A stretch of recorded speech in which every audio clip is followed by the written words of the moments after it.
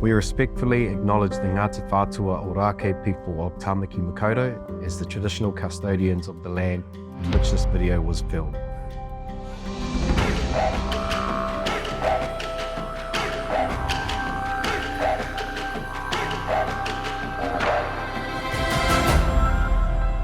Hi, I'm Crystal Kinsella. I'm a proud Jawoyn and Wiradjuri woman, a supply diversity expert and published author. Welcome to Meet the Mob, a YouTube and podcast series dedicated to showcasing Black excellence in Indigenous business.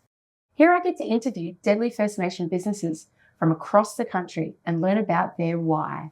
Tēnā koutou katoa. Greetings to all and welcome to this special edition, Meet the Mob Aotearoa. In this special edition, I'm joined by Māori and Pasifika businesses from across New Zealand. Today, I'm joined by Frae Cairns and Kahurangi Malcolm from Puna Aotearoa, who will share with us their why they got into business, and why they do what they do. So let's kick it off. Hello, ladies. Kia ora. Welcome to my show. Firstly, who are you? Here's your mob. You want to start, Kahu? Yeah, I mean, it's an interesting one talking about mob here because it's a totally different meaning in Aotearoa, but I'll tell you my pepeha. Yes. So, heuri tēnei no Ngāti Te Ata Waiowhua, no hokianga no hoki, no Te Rarawa, no Te Wairiki. So I whakapapa to Ngāti Te Ata, who are one of the mana whenua here in Tāmaki Makaurau, Auckland. But I'm also from Te Tai Tokerau up north, Te Rarawa, Te Wairiki. Kia ora, Frae. Kia ora, Crystal. Ko Ngāti Kahu me te aupōuri nā iwi, ko Frae Cairns aho. I also whakapapa to Tai Tokerau, but what I like to call it is the Naughty North. It is the far, far north of New Zealand, and a really special and great place, but I get to call Tāmaki Makaurau home. Oh, fantastic. Look, it's such a pleasure to have both of you on the show. And like I normally jump in straight to the why question I really want to hear. But I think it's really important that I acknowledge the relationship that we've had over the years. And it's just so great to see, you know, where you guys are at and where you've come from. You know, first meeting you in the early days of Amotai, you know, we had a Zoom call and we were talking about the prospects of you going into business and you being able to be supply diversity champions and advocates and working in that space here in Aotearoa. And then look at you today, fast forward, and you've got babies and you're growing a business and you're leading the way.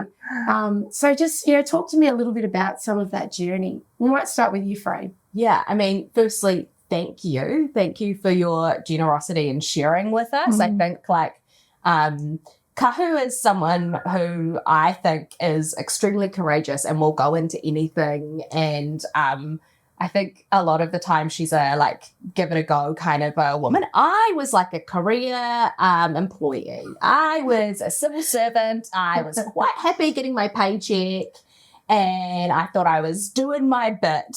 Until I met her. So I think in a lot of ways, I'm really fortunate to get to share that entrepreneurship journey with Kahu, but also that we've had so much support, actually being supported by you, but also being supported by Tanya and Anna. We call them the godmothers of social procurement here in New Zealand. And so we've been really fortunate to have that early support to help us even start the business. Yeah, totally. I think seeing your journey in business was really inspiring for us because you had been in Supply Nation like we were in Amotai. You'd built your expertise in the field and we were very similar. And so seeing the journey that Australia went on, we were kind of the tainer and here in Aotearoa. And so, we were really inspired by your journey to do the same. And so, I said it last year at the Amotai Summit that I wanted to be like Crystal Kinsella when I grew up. And I guess part of that was just seeing your journey and us wanting to do the same thing. And so us jumping into business was, a big step, but knowing that it's already been a proven model in places like Australia and even in America with Ralph G. Moore and the mahi that he's done there, you guys have paved the way. It just goes to reflect the relationship and the connections that we have across the Tasman. And I think what's so important for me is, you know, as Indigenous sisters, that we share and we connect and we support each other. And so, like, I feel like the big sister that's like, oh my God, cheering from the sideline about how great. And you know, I've been here in Aotearoa this year, and then it's just been so great to sort of be on the ground, and I'm watching and observing and hearing about your mahi and what you're doing and the people that you're working with. And it's been a huge learning experience for me as well. So, yeah. So talk to us a little bit about your consultancy and you know, what some of the mahi you've been up to. Yeah, so Puna Awaro, we're a consulting firm that specialises in social procurement and supplier diversity. Yeah. But the name Puna Awaro itself was given to the practice of supplier diversity and described a body of water that could feed many streams. So that's what Puna Awaro means. And so for us, it was around the impact that we can make and the flow-on effect that a practice like supply diversity has for Māori and Pasifika here in Aotearoa. So that's the whole kaupapa of our business, is thinking about the impact that we can make and the feeding of the many streams. And that resonates so strongly for me because of that. There's an old quote around, you teach a man to fish and, you know, he'll feed his family and all of that. I probably got that wrong, but that has such resonance, you know, being that and it's water and the ocean, all of that is such a life force, a life stream. Yeah. I think it's also like for both of us, it's like water is a thing that keeps us both like sure of ourselves. We're kind of people that return to water in a lot of ways, and it kind of felt like the right thing. But also Kahu always refers to the triple ripple effect, and that, like, in so many ways for me is like a procurement person is like, why do people not talk about that in procurement? Like, buying stuff is boring, but if you talked about actually the impact that dollar could have and the potential for it to flow on, that's exciting. Yeah, totally. Well, tell us the triple ripple effect for all my listeners and viewers. Come on. The triple ripple effect is really thinking about the power of business and the impact that has on your immediate whānau, and being able to raise household wealth and household income, and the impact that has on your direct whānau. But then wider than that is the impact that you have by employing other Indigenous people in your community. So that's the second ripple. And then the third ripple is really thinking about the Indigenous economy as a whole and the impact that your business has on whānau, community, and then the Māori economy here in our context. Yeah. It is really, really powerful. Yeah, and that resonates exactly for how the kind of the ecosystem works in Australia. So, you know, talk to us about then, you know, what does the future hold these next 3 to 5 years? There's a lot of activity happening at the moment around social procurement in Aotearoa. And not that I want to go hugely down that political frame, but, you know, where does that position you and what are you forecasting as what the future is going to look like, you know, for Māori business, but also for yourselves? I think a really interesting thing at the moment is, and I think it's a thing that's seen a lot of the time as well, is actually the government can do and say whatever they want, but Indigenous communities are really good at organising themselves to be able to respond to those situations. We've seen it in a number of different hikoi and demonstrations, but we're also seeing it through every kind of event throughout the year that voice is being heard and shared. But also, we're just going to do it anyway. Yeah. You know, like, I think that's also the thing. The government might have one, you know, part of the market captured, but actually there are so many organisations who are already on a supplier diversity, social procurement, sustainable procurement journey of some kind, that actually the momentum's there. They're already going. So it's a little bit hard to stop now. And why would they? Yeah. You know, like, it's that classic thing of like, once they've got one good example, that's the game changer for them. That's the thing that's like, oh yeah, we've got to keep doing this. This makes so much sense.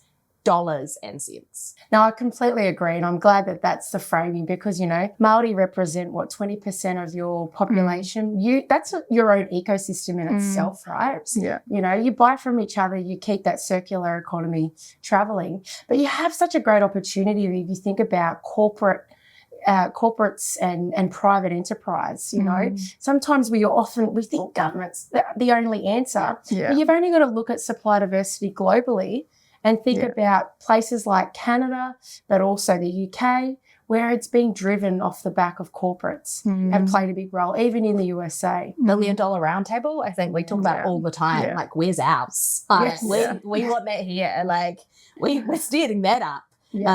That's what we want. We want those organisations supporting our businesses. And I think that's the next step. That's the thing that we're starting to see is organisations, particularly corporates, tend to go on a supplier development journey here a lot of the time first. So they look at how they could develop businesses, how they can support them to grow, to be ready for larger supply chain opportunities.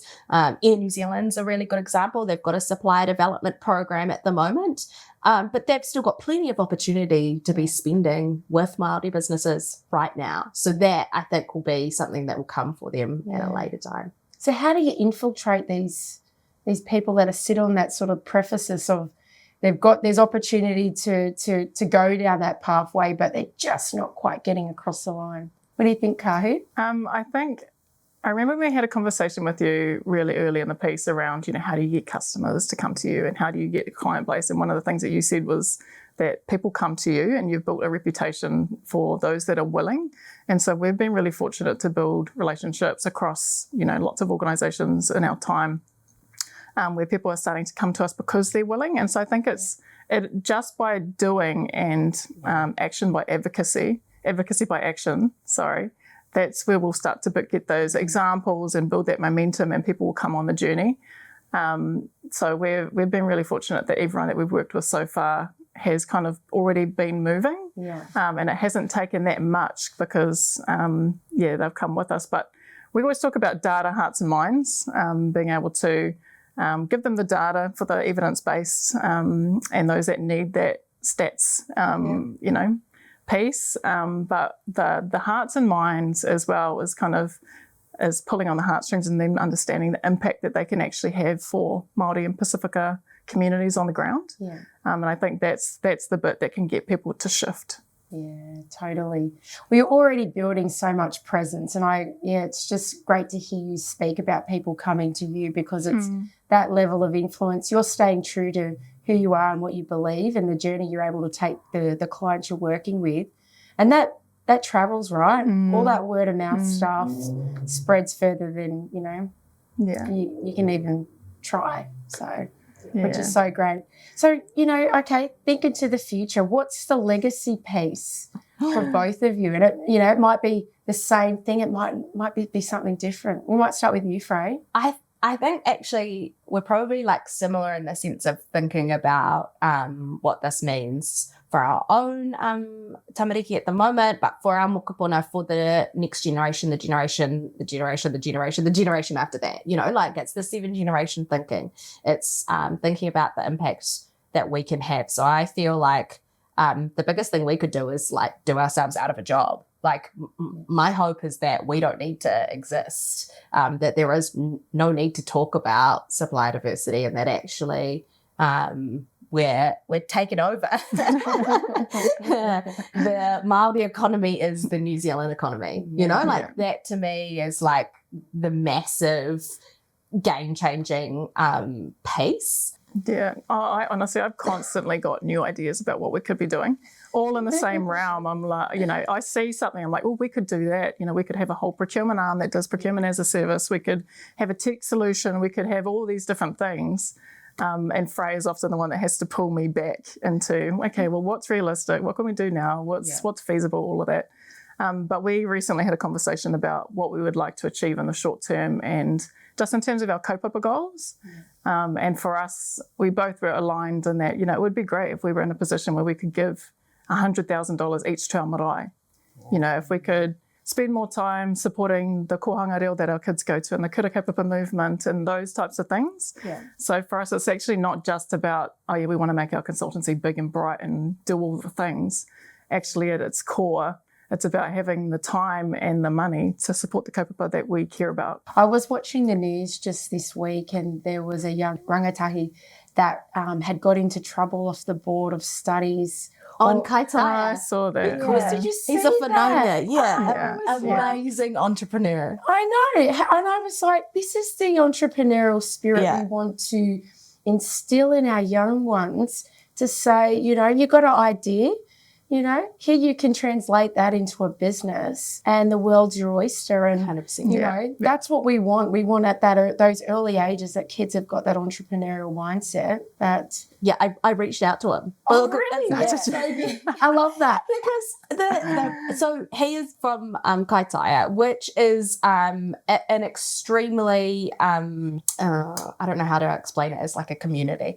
It's an area of New Zealand that in a lot of ways has been forgotten, and that's a lot of the far north. They get cut off, like at the moment the Mangamuka Gorge, which is the main way in and out of Kaitaia, is closed off. They have to take the East Coast roads, which also have had problems with bridges and one-way roads and all sorts trying to get there. So they have to be quite reliant on themselves in that community. And so for this year, young rangatahi to be thinking about how he could be raising money, you know, he was trying to support himself and his whānau, but he was also thinking about his school and how he could donate money to his school. So that's the kind of young minds we want to be influencing, supporting. Totally. I was so glad that he made the news because I just more power to you and just getting that message across, because I was like, why wouldn't you want to, you know, embrace that and really, you know, push that around? Because definitely for me, like that's what I think the future is. It's all these young entrepreneurial mindsets being the next generation of business owners. Yeah. So look, you kind of got me right now down to the end, and I'm really keen to kind of hear if you've got a key message for my audience. So we've got listeners and viewers. Well, you know, what's something you'd like to leave them with? I feel like something like jointly for both of us would actually be, and something that I think resonates for you is like, if there are any Indigenous wahine who are looking to start their own business who want some support and advice, like reach out. I think that would be the big thing, like being able to have other women in your corner who've been there, who understand. It's so helpful even just to have someone to bounce the idea off or to check something with. That would be the big thing, is like do it and ask for help. Yeah, I love that totally, because it can be such a bewildering place to navigate. Absolute pleasure to have you both on my program. I really appreciate your time, and I really look forward to seeing what the future holds for both of you. So thank you so much. Kia ora. Thank you. Kia ora, Crystal. So there you have it. I hope you enjoyed this episode of Meet the Mob Aotearoa. Make sure you share it around your network and stay tuned for our next episode.